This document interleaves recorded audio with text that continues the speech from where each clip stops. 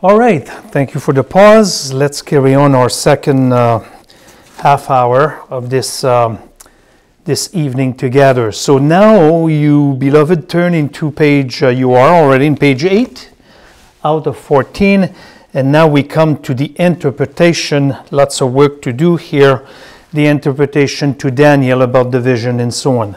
So this is subdivided here on your page 8, Arabic 1 to 6, and capital C, the conclusion. So we'll see how it goes. I'm not striving to finish it, but we might be able to do so. So the interpretation goes from chapter 8, verses 15 to 26. Let's take Arabic number 1, the appearance of Gabriel, in verses 15 to 18. Come with me. Chapter 8, verses 15 to 18 here. When I, Daniel, had seen the vision, I sought to understand it. And behold, standing before me was one who looked like a man, circled like a man. I heard the voice of the man between the banks of Ulai, and he called out and said, Gabriel, give this man an understanding of the vision. Circle Gabriel. So he came near to where I was standing, and when he came, I was frightened and fell on my face. But he said to me, Son of man, understand that the vision pertains to the times of the end. Circle pertains to the time of the end. Because here, Gabriel will give the interpretation, but it's going to go beyond the time of Antiochus Epiphanes of the first half hour, and it's going to go beyond until the end time and the time of the Antichrist, as you will see in a moment. Here in verse 15, we have a named angel, Gabriel, appears. And Daniel, after having seen the vision of verses 1 to 14, had a desire. He had a desire to understand the vision. In verse 15, Gabriel appeared like a man here. When angels without wings, basically common angels, do appear, they always appear always as being a young man, roughly towards the age of 40, if you want to. Verse 16, and I heard the voice of the man between the banks of Ulai, and he called out and said, Gabriel, give this man understanding. Another angel basically gives the command to Gabriel about the vision. And the angel that says to Gabriel to do so is not named, but we will see it might be Michael, because in chapter 10, verses 13 to 21, Michael, being an archangel here, has that kind of authority. So there is only one archangel, and this is Michael, and he gives basically direction to ordinary angel, and this one is Gabriel. Gabriel, here's the meaning, the mighty one of God, as the same angel that appeared to Mary in Luke chapter 1, verses 19 and 26. Verse 17, so he came near to where I was standing, and when he came, I was frightened, fell on my face, but he said to me, Son of man, understand that the vision pertains to the times of the end. Now in verse 17 rather, we have the effects that it has on Daniel fall upon his face. And he is also called the Son of Man here. Son of Man, it's an emphasis on Daniel's humanity and his human frailty. So the vision that he saw will reach beyond Antiochus Epiphanes that we did study in a moment ago, and it will reach to the end of days. And this is important for us here, concerning the times of the end and the study of prophecy and the study of Revelation. Verse 18, while he was talking with me, I sank into a deep sleep with my face to the ground, but he touched me and made me stand upright. Number 2, the interpretation of time on your outline, Arabic number 2, verse 19. He said, Behold, I'm going to let you know what will occur at the final period of the indignation. Circle very carefully the indignation because it pertains to the appointed time of the end here. So the verse alludes to something way beyond the point of Antiochus Epiphanes. Here what we have, it's not really an interpretation of what Daniel saw. He will give only a summary of interpretation in verses 20 and 21, but he will will be very brief on the issue of Epiphanes, Antiochus Epiphanes, but he will go straight to the end time in a sense. He does not expound very much on the little horn. Gabriel, always directed by God, chooses to go to the Antichrist, and Gabriel will explain the Antichrist instead of spending time on Antiochus Epiphanes. Keep in mind that the Antichrist was already introduced to Daniel, basically, as you know already. Go back in your notes in chapter 7.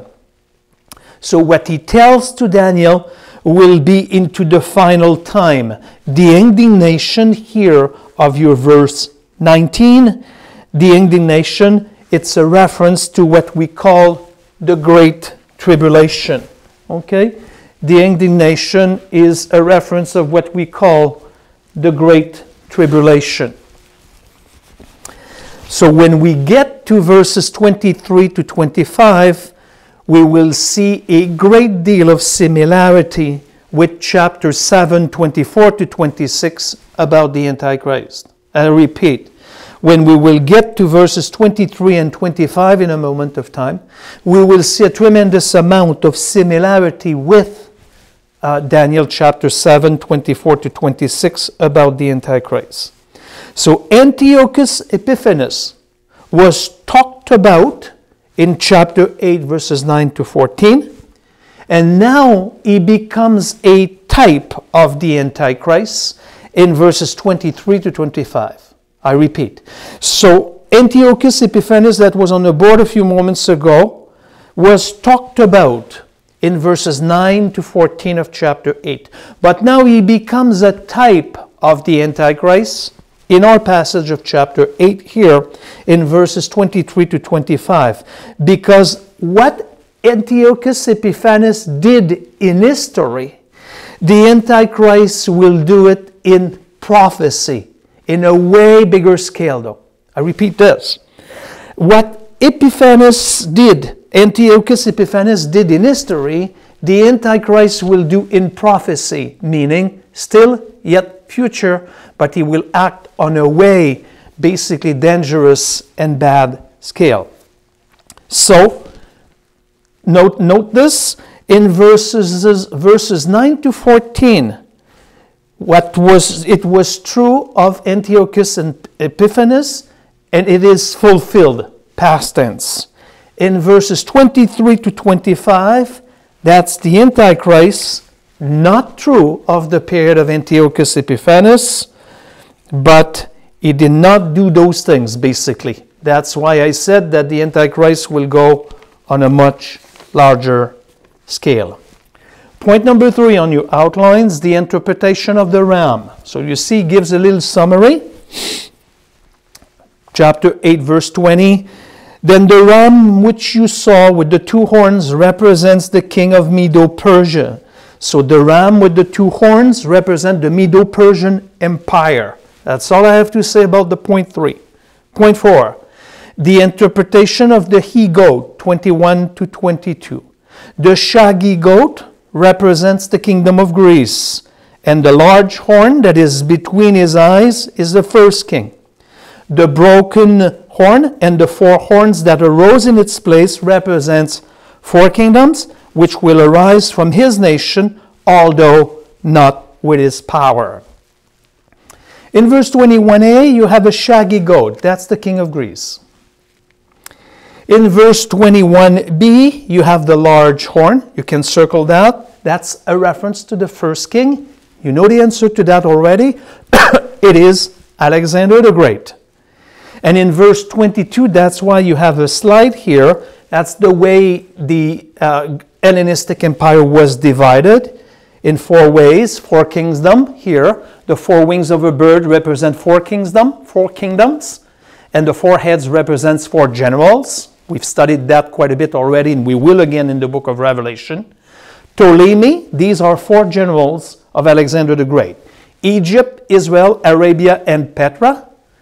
Seleucus, Syria, Babylon, and East India. Cassander, Macedonia, and Greece. And Lysimachus, Thrace, and Bithynia. Thrace and Bithynia. So I'm done with that slide right now. That's the interpretation of it. And none of the 4 that I just named right now out of the screen will reach the power of Alexander the Great, which complete your 22C, although not with his power. Point number 5, the Antichrist. Chapter 8, verses 23 to 25. Come with me. Chapter 8, verses 23 to 25. That's basically the Antichrist. Come. In the latter period of rule, when the transgressor have run their course, a king will arise, and silent and skilled in intrigues. His power will be mighty, but not with his own power. He will destroy to an extraordinary degree, prosper and perform his will. He will destroy mighty men and the holy people. And through his shrewdness here, he will cause deceit to succeed by his influence. He will magnify himself in his heart, and he will destroy many while they are at ease. He will even oppose the Prince of Princes, but he will be broken without human agency. I'm just going to stop right here. The latter period of time, that's a language of prophetic future. The latter period of time is a language of prophetic future. I want you to notice something. Go back for a quick moment in verse 22. The broken horn and the 4 horns that are arose in its place represent 4 kingdoms. Circle the word kingdoms and circle the plurality of kingdoms here. Notice the word in verse 22 is in the plural form. And in verse 23, you might have rule or kingdom here. I have rule in the new, but in the King James or ASV of 1901, you have the word kingdom, and now it is singular. So it's not the same thing. So what it shows is that he is not dealing with the 4 kingdoms of 22. It's a different, way beyond the time of Antiochus Epiphanes. Okay? So here it is kingdoms in verse 22, but now he goes with kingdom singular, and it shows that he's not speaking about verse 22. He deals basically with the latter time of the Gentile kingdom, and the pronoun is their rule. It's the latter time of the latter kingdom, and so on. In verse 23, it says, when the transgressors have run their course, when the transgressors have run their course, because the prophets speak about the great tribulation, they view it as the epitome of transgressions, when the cup of iniquity is overflowing. So that's why when the cup of iniquity is overflowing here, when the transgressors have run their course. So basically it speaks about the great tribulation, the epitome, if you want to, of the transgression, and so on. So these verses, 23 to 25, are providing new information, not interpretation of 9 to 14. They are providing new information about the future. It's not an explanation of 9 to 14, and it's not about Antiochus Epiphanes. Rather, it is about the Antichrist here, which we will get into a lengthy description of his. Let me go ahead with this because it's on your outline here.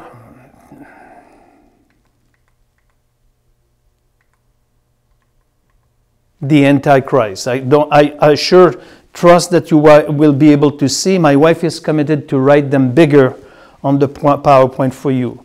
So between verses 23 and 25, we have new information and we have a detailed description of the Antichrist. It says 14 things about him. You can follow me on this. Verse 23b, he will be insolent, okay? A person of fierce countenance. Insolent, a person of fear, countenance.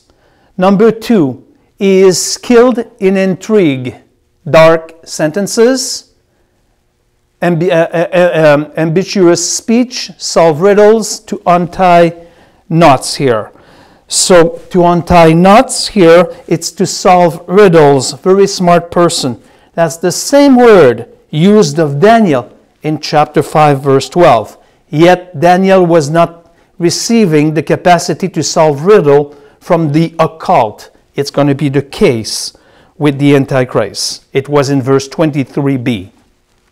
Verse 24a, his power will be mighty, but not on his own here. The power mighty, it's basically a military power, although it will be strong physically also, but here, power and mighty, military-wise. Verse 24a also, not by his own power here. It comes from Satan. It comes from the domain of darkness here, from the occult, number 4. So that's a point here that will be re-emphasized in chapter 11. And always keep that in mind here, the concept of the false Trinity. The Father is the true one, the Son and the Holy Spirit. He counterfeits that, Satan, the Antichrist, and the false prophet. So he receives his power from the false Trinity. We'll come back to it a moment here. Number 5 here. Number 5, 24b. And he will destroy to an extraordinary degree. Okay? He will destroy to another extraordinary degree because he will have the power, supernatural power. Number 6 here, he will prosper. He will be successful in his goal. He will prosper. He will be successful in his goals because he will destroy much. Number 7 is in 24c. He will perform his will. He has willfulness, stubborn, and carry on with what he wishes and carry on with his will. Number 8 is in 24d. He will destroy mighty men. He will destroy Jewish leaders by promising a false peace and security. Number 9 out of 14 things. 24d, the holy people, when it says he will destroy mighty men and the holy people, he will destroy the holy people, he will destroy many Jewish people, 2/3 of the Jewish population. Number 10, shrewdness. It's being crafty, deceitful means to gain political power. It's in 25a. He will magnify himself here in 25b by simply claiming to be God. 2 Thessalonians 2:34, Revelation 13:3-9. 12. The 12 here is in 25c, where it says 12, he will destroy mighty while they are at ease. Many Jews while they feel secure. Okay? And he will destroy many while they are at ease. So he will destroy many people of the Jews while they are at ease. Many Jews while they feel insecurity. 13. He will oppose princes in 25d. He will even oppose the prince of princes. He will oppose the prince of princes. He will oppose Jesus the Messiah. It's not for nothing that his name is Antichrist or Antichrist. It means against the Messiah here. And 14 here, he will be broken without human agency.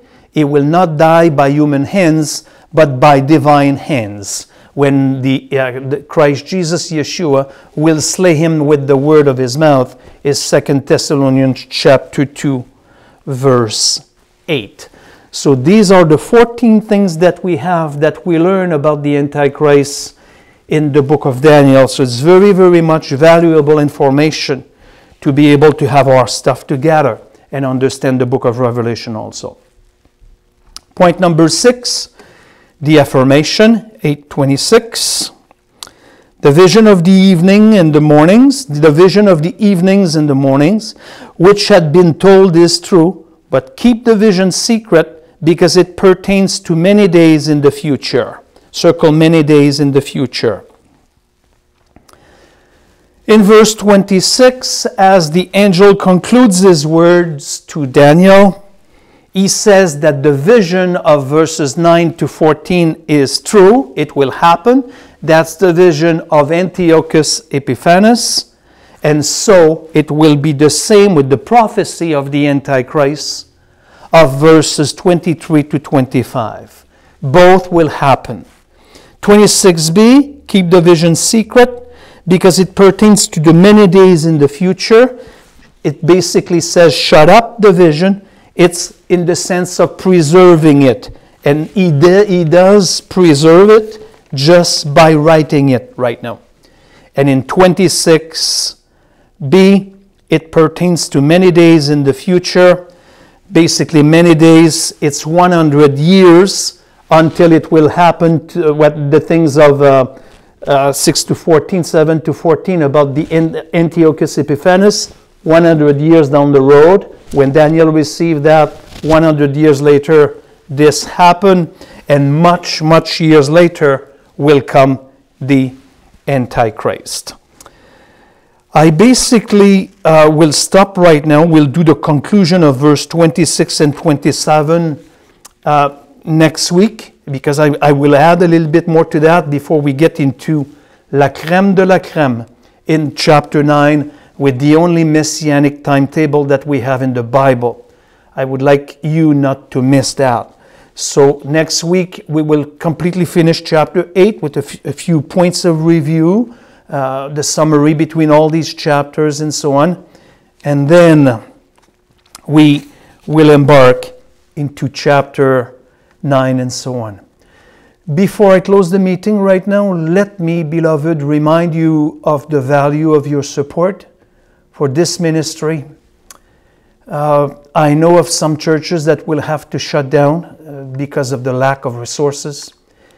And I don't want this to happen to our ministry because of its value. So do the extra mile. Thank you for the faith that you are exercising.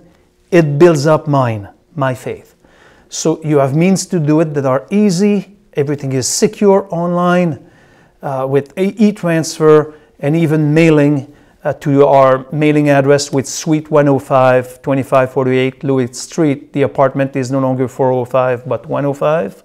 So you know what to do, beloved, and I would like to thank you in advance. We bid you shalom, and I will see you next week. God bless you.